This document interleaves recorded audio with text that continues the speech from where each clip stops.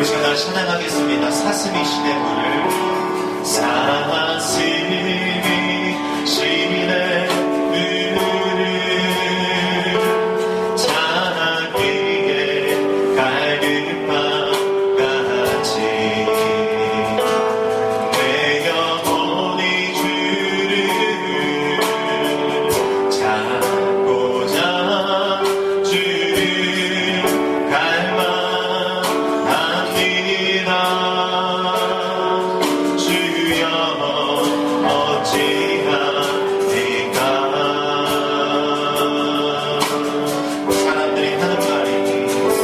사람들이 하는 말이 내 하나님이 어디 있느뇨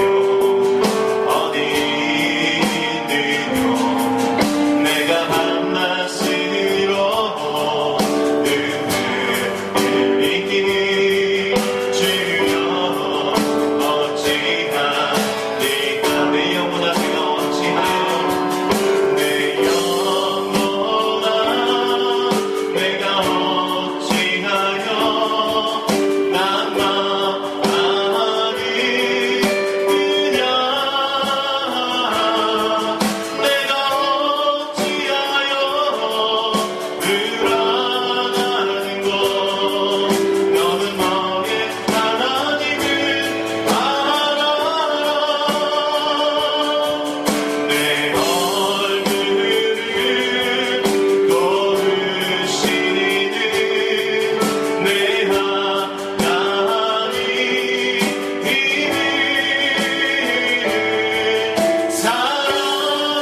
살아계시는 내 하나님을 너는 너의 하나님을 알아라. 사슴이 시내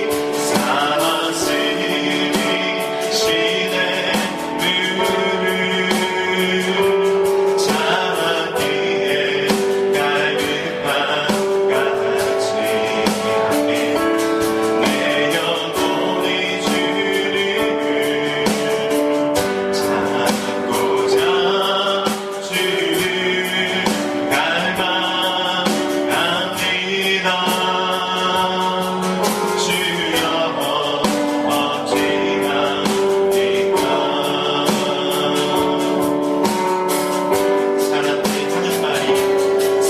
사람들이 하는 말이 내 하나님이 어디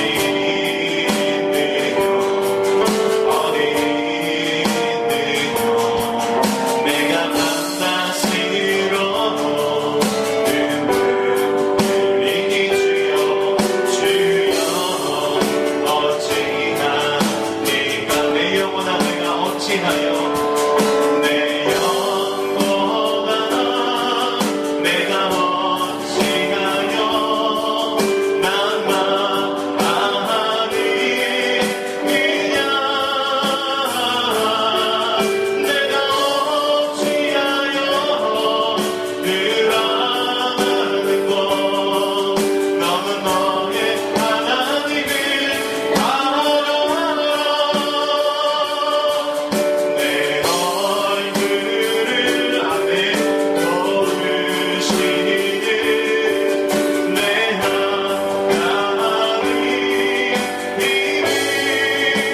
하나님을 살아계시는 내 하나님을 너는 너의 하나님을 알아라. 우리 시간 다시 한번 기도하는 하나님, 사슴이 시냇물을 찾듯이 하나님 이 시간에 우리 영혼이 하나님을 찾기를 원합니다. 하나님을 바라기 원합니다.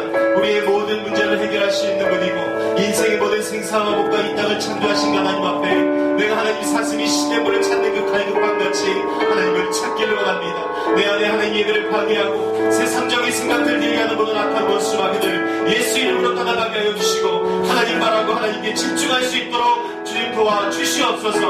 우리 예배를 위해서 성령 하나님께 다시 한번 간구하며 기도합니다. 하나님 감사합니다. 주님 우리 가운데 예배를 허락하여 주시고 하나님 앞에 나와 하나님 우리 꽃집에서 하나님을 예배할 수 있는 인생으로 불러주시길 감사합니다. 하나님 이 시간 시간에 우리가 입술로 고백한 것처럼 하나님 사슴이 시내 문을 찾는 그 갈급함으로 하나님 우리 심령이 하나님을 찾기 원합니다. 우리의 문제를 해결할 수 있는 분, 우리에게 평안을 줄 수 있는 분, 나보다 나를 더 사랑하시고 우리의 생사 화복과 세상의 모든 만물을 주관하시는 하나님 앞에 하나님 내가 집중하며 나아가기 원하고 하나님을 찾기를 바라고 하나님의 얼굴을 바라보기 원합니다. 하나님 이 시간에 하늘 문을 여시고 우리 가운데 함께하여 주셔서 하나님 만나는 역사 있게 하여 주시옵소서. 하나님 나를 바라고 갈급함으로 주님이 주시는 모든 것들을 누리며 나아갈 수 있는 귀한 시간 될 수 있도록 하나님 인도하여 주시옵소서. 하나님 은혜를 간구하며 나아갑니다. 하나님의 긍휼을 하나님 간구하며 나아갑니다. 하나님 우리에게 자비를 베풀어 주시옵소서. 하나님 우리를 하나님 긍휼하여 주시옵소서. 하나님 없이 은혜 없이 살아갈 수 없는 우리의 삶임을 주님 고백하오니 하나님 우리 가운데 그 하나님의 능력과 그 은혜와 자비와 사랑이 하나님 넉넉하게 부어지는 역사가 있을 수 있도록 주님 은혜 베풀어 주시옵소서. 하나님 베풀어 주시옵소서. 우리 살아계신 하나님을 찬양하며 나아갑니다. 살아계신 주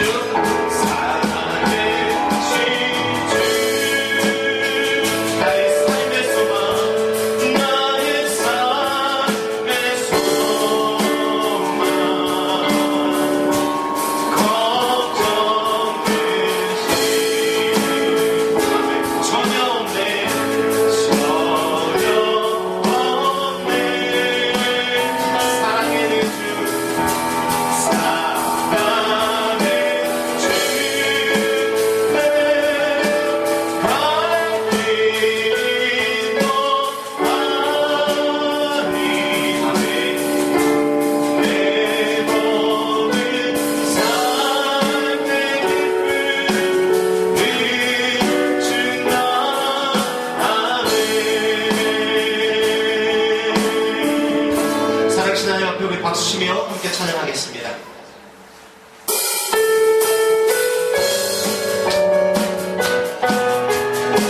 주 하나님 독생자이시죠. 주 하나님 독생자 예수 날 위하여 오시었네. 아멘. 내 모든 죄 다 사하시고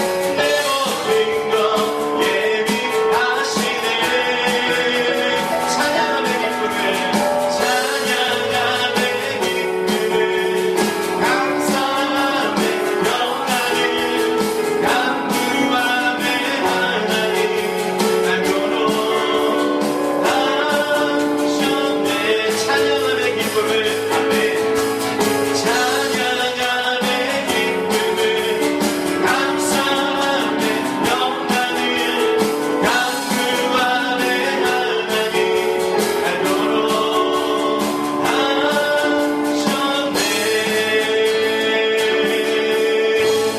아멘.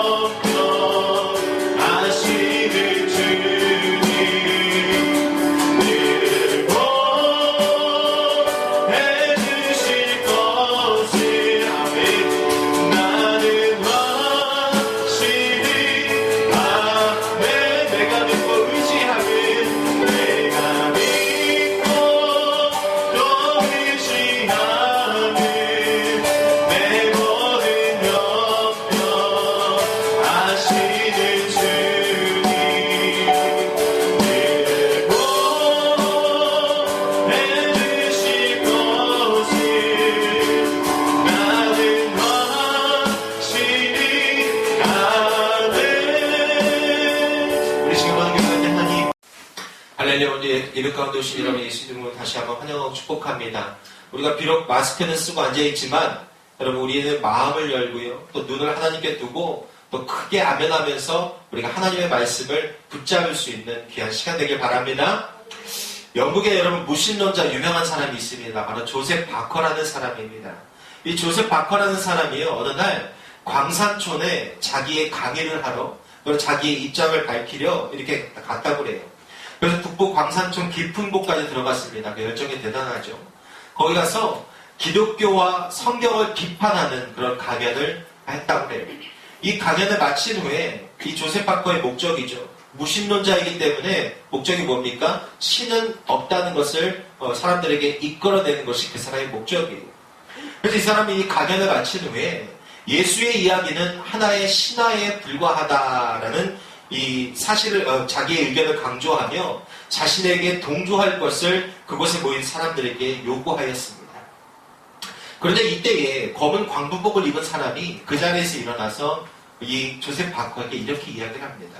선생님, 저는 일개 광부에 지나지 않습니다만 예수의 이야기가 신화이고 또 성경이 거짓이고라고 하신 말씀은 제가 전혀 이해할 수가 없습니다. 왜 그러냐면은 3년 전에 우리 가정은 너무나 어려운 가운데 처해 있었고 너무나 큰 고통을 겪고 있었는데 어떤 한 사람의 도움으로 인해서 우리가 교회를 나가게 되었고 예수를 믿게 되어서 그때부터 우리 가정 구성원들의 모든 나쁜 습관들이 끊어지고 하나님 앞에 순종함으로 우리 가정과 삶 가운데 너무나 기쁜 일들이 넘쳐나고 그리고 회복이 넘쳐나고 평안이 넘쳐나는 삶을 내가 경험하고 있는데 당시 말대로 예수가 신하라니요. 저는 그 말 가운데 절대로 동의할 수가 없습니다. 그렇다면 내가 지금까지 우리 가정이 지금까지 신하를 믿으면서 이렇게 기쁘고 행복하게 회복되었단 말입니까? 라고 이야기했대요.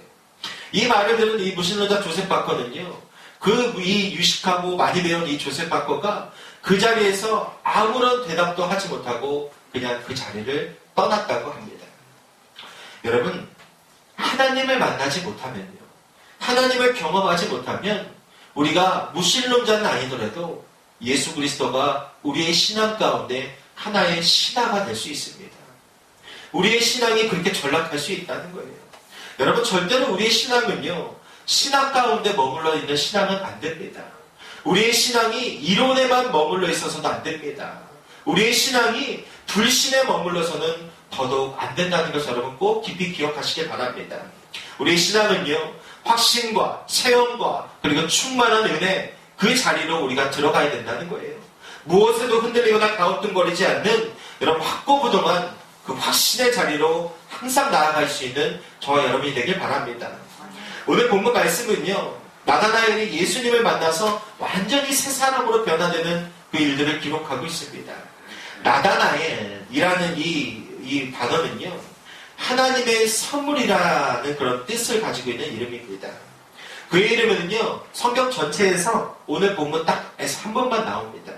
그는 예수를 만나기 전에 율법에 충실했던 그리고 아주 경건했던 사람이에요. 그가 예수를 만나서 대화하면서 그의 선입관 그리고 의심, 교만 그리고 우월감이 깨끗이 사라지고요. 예수님을 바로 볼 수 있고 신앙을 고백하는 신앙의 높은 경지에 이르게 된 것이 오늘 이 본문의 내용입니다. 여러분, 본문의 나다나엘이 3번에 걸쳐서 발언을 합니다. 오늘 그의 말들을 우리가 하나씩 함께 살펴보면서 더 큰 일을 보게 되는 은혜를 입으시기를 예수 이름으로 축원합니다. 그의 첫 번째 예수님께 한 말은 무엇이냐? 나사렛에서 무슨 선한 것이 날 수 있느냐라는 말입니다. 본문 45절과 46절 함께 보시면요. 빌립이 나다나엘을 찾아 이르되 모세가 율법에 기록하였고 여러 선지자가 기록한 그 일을 우리가 만났으니 요셉의 아들 나사렛 예수니라. 나다나엘이 이르되 나사렛에서 무슨 선한 것이 날 수 있느냐? 빌립이 이르되 와서 보라 하니라 라고 말해요. 여러분, 예수님의 제자 빌립이 이렇게 이야기하죠. 예수님이야말로 구약에서 예언한 진짜 메시아입니다. 우리가 드디어 메시아를 만났습니다. 하나님께서 우리에게 보내주셨어요 라고 이야기하자 나다나엘이 뭐라고 얘기합니까? 메시아인 것까지 좋은데 무슨 나사렛에서 선한 것이 날 수 있냐? 어떻게 나사렛 같은 곳에서 메시아가 날 수 있냐라고 조롱하면서 말하고 있어요. 여러분, 나사렛이라는 이 단어의 명칭은요. 어떤 의미를 갖고 있냐면 거룩이라는 의미를 갖고 있습니다. 거룩. 그런데 이 이름과 어울리지 않게요. 그곳의 주민들은요. 굉장히 무식했어요. 그리고 성질이 굉장히 괴팍했습니다. 다른 도시의 주민들과 비교할 때도요. 굉장히 추잡하고 저급한 그런 인품들을 갖고 있었습니다. 또한 이방인과의 교역 때문에 당시 유대 사회에서는요. 왕따를 당하는 지역이 너희는 조금 이상한 사람들이야. 우리랑 같이 어울릴 수 없어 라고 이렇게 왕따를 당하는 지역이 바로 이 나사렛 지역의 특징이었어요. 그래서 구약이나 탈무드 그리고 미드라시 그리고 역사학자인 요세푸스도요. 이 나사렛이라는 동네를 언급하는 것을 피하고 있습니다. 나사렛이라는 그 언급이 전혀 등장하지 않고 있어요. 그러니 여러분, 이 나다나엘이 나사렛에서 무슨 그렇게 그런 동네에서 메시아가 날 수 있느냐라고 말하는 것, 여러분 이 반응도 이상할 것이 없습니다. 그러나 분명한 것은 무엇입니까? 예수님은 그 나사렛에서 자랐고요. 나사렛에서 이적을 행하시고 천국 복음을 가르치셨다는 겁니다. 동남아시아에 가면 여러분 애완동물이 뭔지 아시죠? 바로 코끼리입니다. 코끼리. 5톤에서 7톤이나 되는 코끼리가 각 집안의 애완동물로 키워지고 있는 거예요. 그런데 여러분 이 5톤에서 7톤이 되는 이 코끼리를 어떻게 묶어놓느냐? 네 발을 전부 다 쇠사슬로 묶어가지고요. 그걸 끌고 가서 작은 말뚝 하나에다 이렇게 묶어놓는다고 합니다. 여러분 한번 상상해 보십시오. 5톤에서 7톤 되는 그 코끼리가 그깟 작은 말뚝 하나에 묶여있을 만한 존재인가요? 아니에요. 힘만 주면 그냥 뽑혀서 나갑니다.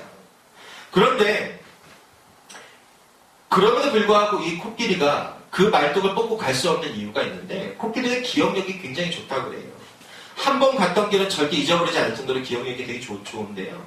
그래서 코끼리가 새끼일 때 잡아와가지고 그 코끼리를 묶어서 그 말뚝에다 잡아놓는다고 합니다. 새끼이기 때문에 힘이 없어서 그 말뚝을 뽑을 수가 없어요.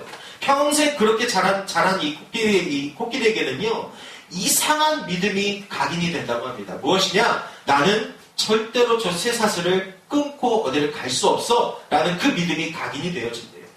이 기억이 계속되면서 어른이 돼서도 이 쇠사슬을 끊을 수 있는 힘이 충분함에도 그 말뚝을 바라보면서 어린 시절의 기억 때문에 그 쇠사슬을 끊을 시도조차도 하지 않는다는 겁니다. 여러분, 고정관념이라는 것이 이렇게 무섭습니다. 특히 이 부정적인 고정관념은요, 사람의 인생을 망치기도 하는 것이 바로 이 고정관념의 특징입니다. 미국에서 목회를 하고 있는 분들과 가끔 대화를 할 기회가 있습니다. 근데 그분들의 대화를 들어보면 미국의 한인교회의 문제는 딱 한 가지입니다. 제일 먼저 나오는 것이 뭐냐? 교회를 너무 자주 옮겨 다닌다는 거예요. 교회를 많이 옮겨 다닌다는 거예요. 한 장로님의 이야기가 그 중에서 굉장히 유명한데요. 미국 한인교회에서 22년 동안, 여러분 놀라지 마세요. 22년의 삶 동안 108번을 교회를 옮겨 다닌 장로님의 스토리가 있다고 해요. 여러분 이것을 계산해보면요, 1년에 약 5번 정도 교회를 옮긴 셈이고요. 평균 2달에 한두 번꼴로 교회를 계속해서 옮겨 다닌 꼴입니다. 교회를 옮길 횟수보다 더 큰 문제가 이 장로님에게 있었는데, 그 문제가 무엇이냐면은 바로 교회를 대하는 태도였다고 합니다. 그 장로님은요, 교회를 옮기는 날로부터 새로운 교회 가면 그 자리에 딱 앉아서 그때부터 메모지를 꺼내서 그 교회의 단점들을 적어나가기 시작했대요.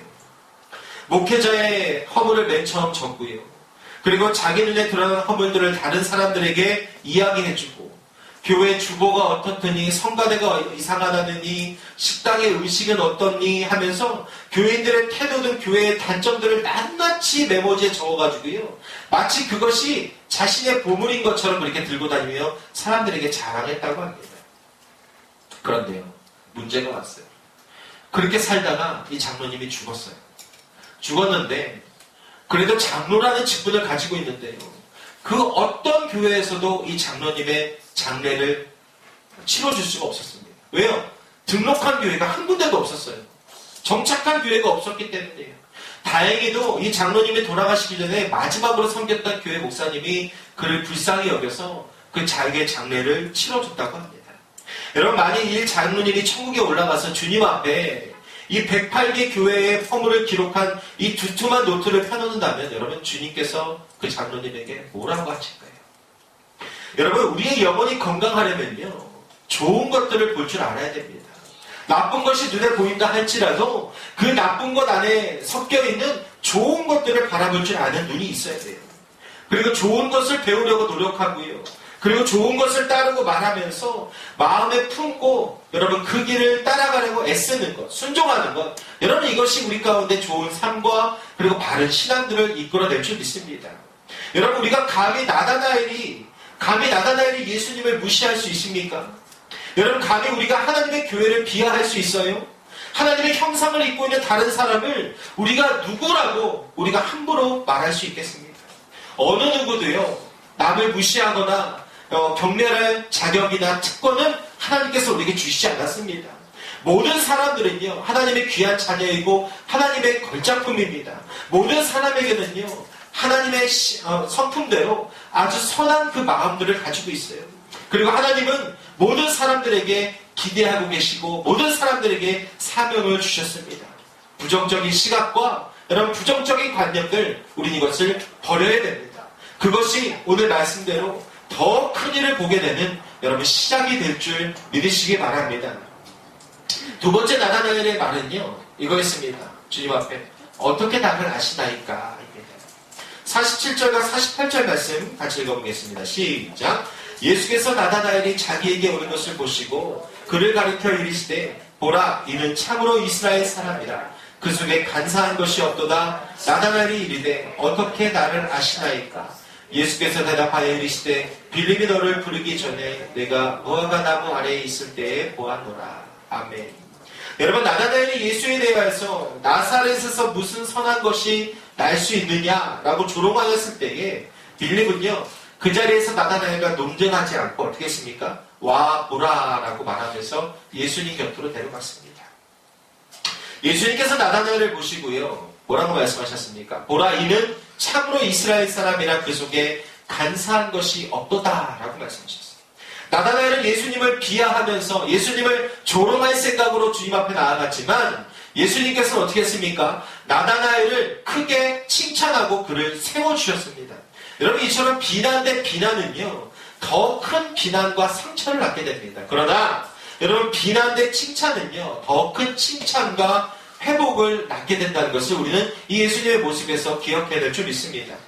누군가가 여러분을 평가할 때 간사한 사람이다 라고 평가한다면 여러분 얼마나 마음이 상하고 기분이 나쁘겠습니까?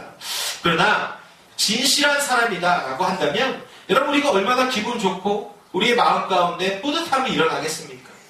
참으로 이스라엘 사람이다 라는 이 예수님의 이 칭찬에 예수님을 조롱하려는 그 목적을 가지고 있던 이 나다나엘의 마음이 편하고 예수님을 바라보는 그 시선이 달라지게 됩니다. 그래서 어떻게 말합니까? 예수님께 어떻게 나를 아십니까? 라고 이야기하는 거예요.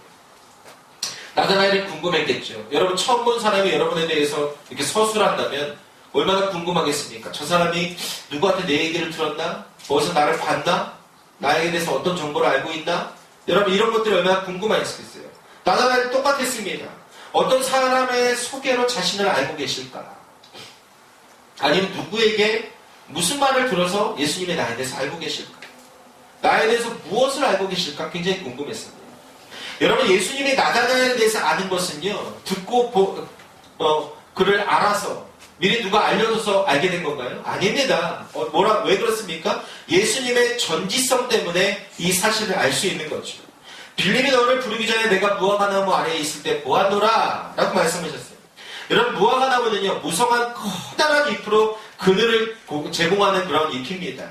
당시 랍비들이요, 그늘을 제공하고 또 이렇게 아늑한 공간을 제공하는 이 무화과 나무 밑에 가가지고 율법을 교육하거나 아니면 개인 기도하는 시간들을 가졌던 장소가 바로 이 무화과 나무예요.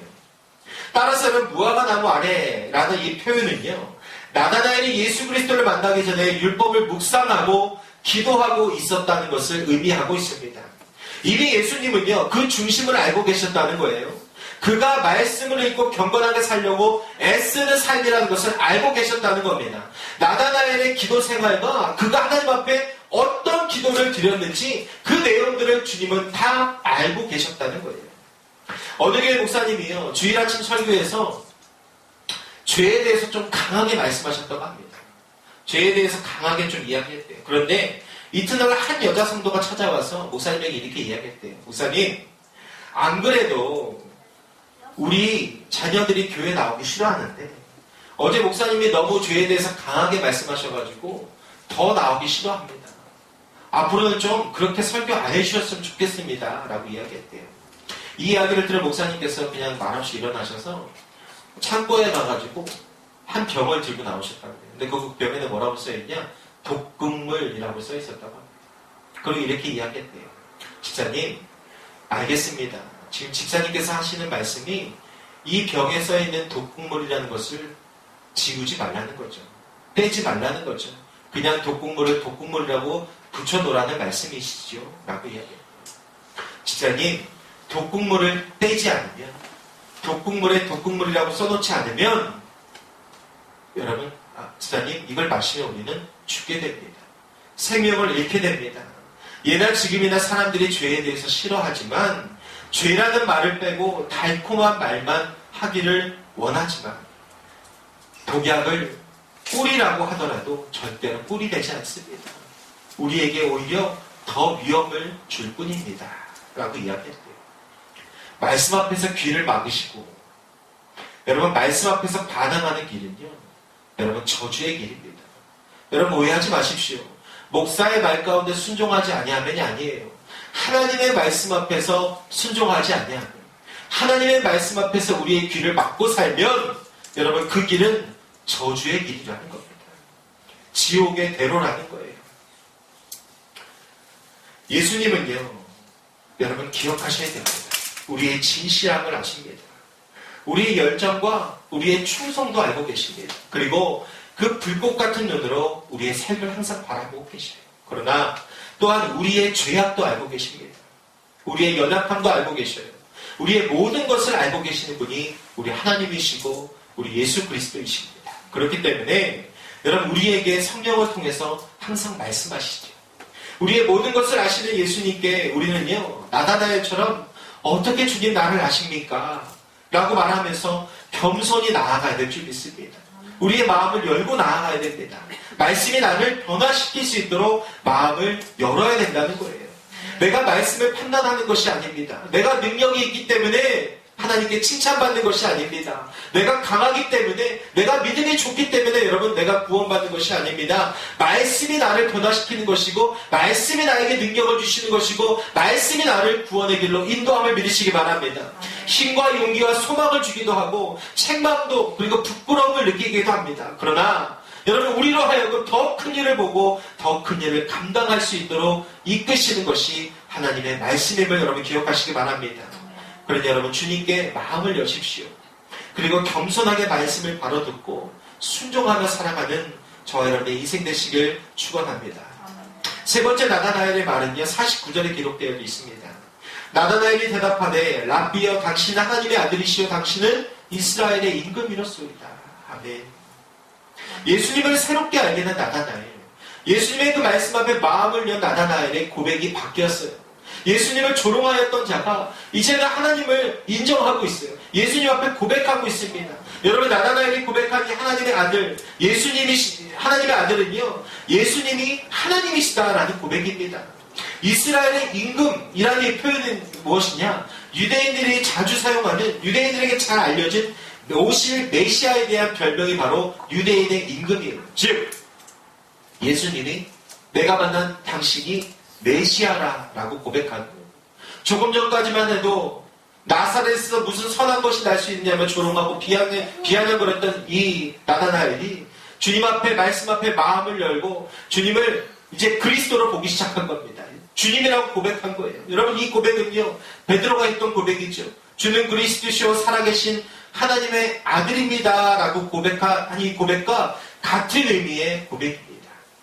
나다나엘은 자신의 마음을 샅샅이 꿰뚫어 보긴 계신 예수님을 만나고 나니까, 이분이 그토록 기다리던 메시아 구원자라는 것을 깨달았다는 거예요.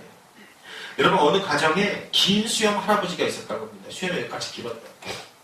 어느 날 손자가 물어봤대. 할아버지, 주무실 때 수염을 이불 속에 넣고 주무시나요? 아니면 밖에 빼놓고 주무시나요? 이렇게 물어봤대.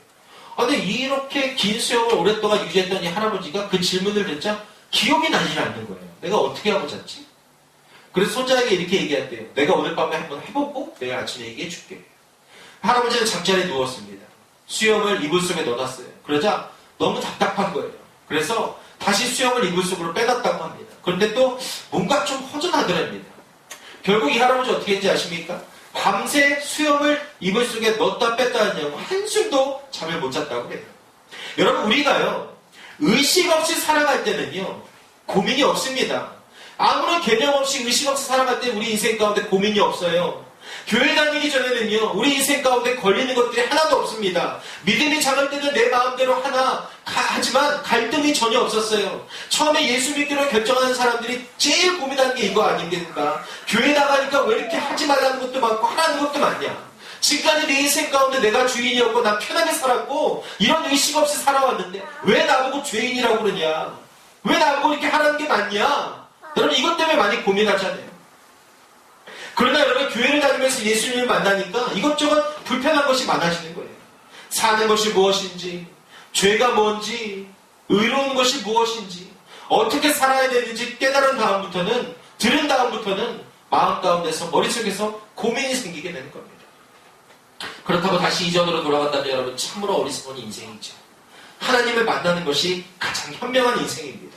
예수님은 나의 구원자로 인정하시고 나의 왕으로 모시는 거예요. 그리고 말씀대로 순종하며 살아가는 겁니다. 그러면 지금까지 경험하지 못한 더 큰 일을 보게 될 것이다 라고 주님은 말씀하십니다. 여러분 신앙생활에는요, 초신자든 중신자든 오래 믿은 자든 여러분 항상 신앙의 고비가 있습니다.